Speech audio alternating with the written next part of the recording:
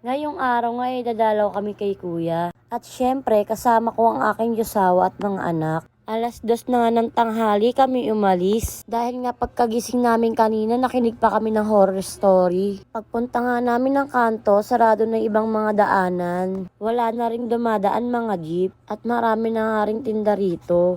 Nakita nga namin si kuya nagtitinda ng price, nagpabili yung mga anak ko. At pagtapos nga namin bumili kay kuya,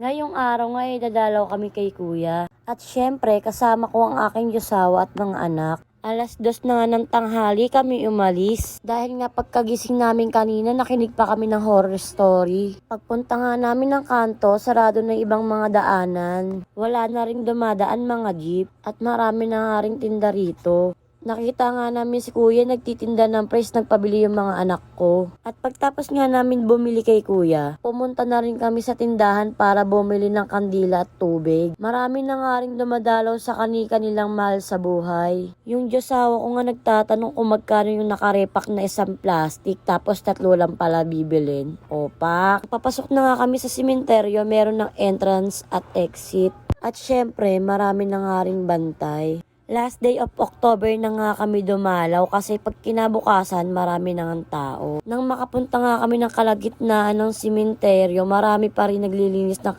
kanilang mahal sa buhay. Nang makapunta na nga kami sa sementeryo, nagtirik na kagad ng kandila yung josawa ko. Dahil nga wala kami kaninang nadaan nagtitinda ng bulaklak, maghahanap yung josawa ko. Habang naghahanap nga ng bulaklak yung josawa ko, nagtirik muna nga kami ng kandila kay Ate Mildred sa anak ni tatay, kapatid ng papa ko. Nang nakabalik na nga siya at nakabili ng bulaklak, nilagay na kagad to kay kuya. Pauwi na nga kami ng mga oras na to. Mga anak ko nagtatakbuhan dahil nga nakita si mama. Dito siya naka-overtime. Kasama niya yung mga kasamahan niya magwalis. Paglabas nga namin nagmerienda na rin kami. Pinabili nga ng mga anak ko popcorn. At syempre sa akin naman, hotdog. Kulay brown. Favorite ko kasi yung kulay brown. O baka iba na naman ang iniisip nyo ha.